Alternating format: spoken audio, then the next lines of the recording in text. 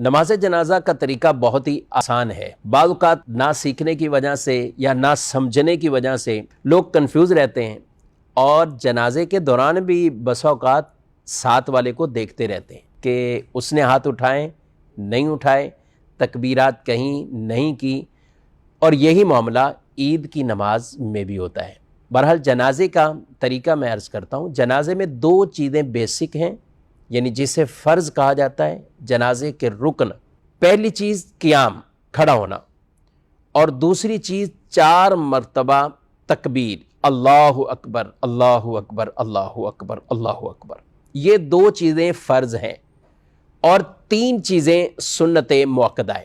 یعنی جب پہلی تکبیر ہوتی ہے تو اس کے بعد ثنا پڑھتے ہیں، دوسری تکبیر تو درود پاک پڑھتے ہیں، تیسری تکبیر تو دعائے میت کے لیے دعا، اللہم اغفر لحینا و میتنا و شاہدنا و غائبنا، اور اگر نابالغ بچے کا ہے تو اس کی دعا، اگر نابالغ بچی ہے تو اس کی جو دعا الگ سے بیان کی گئی۔ تو بیسک جو جنازے کے اندر چیزیں ہیں، ایک قیام، کھڑا ہونا، اور 4 مرتبہ تکبیر کہنا۔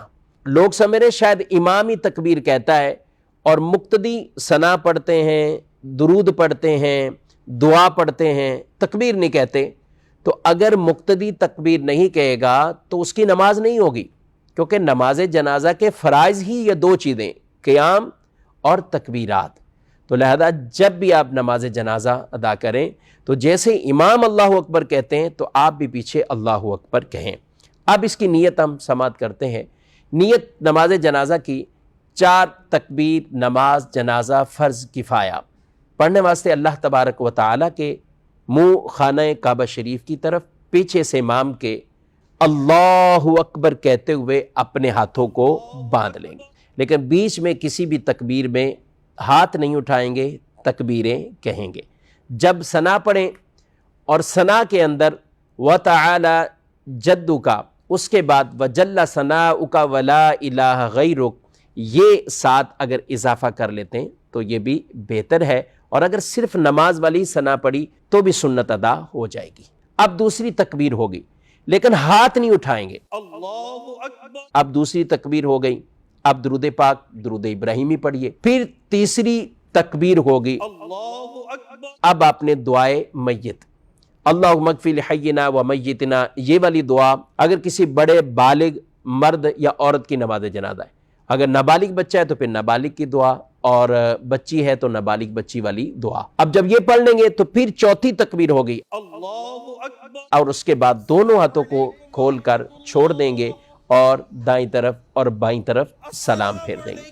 بہت سے لوگ ہاتھ جب چوتھی تکبیر ہوتی ہے تو ایک طرف سلام پھیرتے ہیں، السلام علیکم ورحمۃ اللہ، ایک ہاتھ کھولتے ہیں، پھر دوسری طرف السلام علیکم ورحمۃ اللہ، پھر دوسرا ہاتھ کھولتے ہیں۔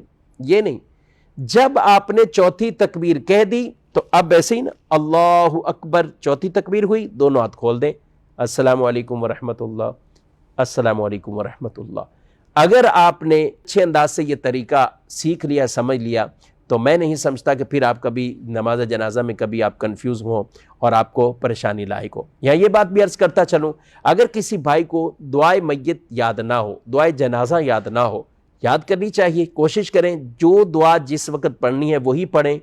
لیکن اگر دعا یاد نہیں ہے تو آپ کوئی سی بھی دعائے معصورہ، قرآن یا حدیث کے اندر جو دعائیں منقول ہیں تو آپ وہ دعا پڑھ سکتے ہیں۔ یعنی ربنا آتنا فی الدنیا حسنہ، یہ والی دعا، ربنا اغفر لی ولوالدی وللمؤمنین یوم یقوم الحساب، یہ والی دعا۔ اور اسی طرح سورہ فاتحہ بھی دعا کی نیت سے پڑھ سکتے ہیں، قرآن کی نیت سے پڑھنے کی اجازت نہیں ہے۔ تو خلاصہ کلام یہ ہوا کہ نماز جنازہ میں 2 چیزیں فرض، یعنی قیام اور 4 تکبیریں، اور پھر 3 چیزیں جو آگے ہیں، ثنا پڑھنا، درود پڑھنا اور دعائے میت، یہ سنت مؤکدہ ہیں۔ یوں نماز جنازہ مکمل ہو جائے۔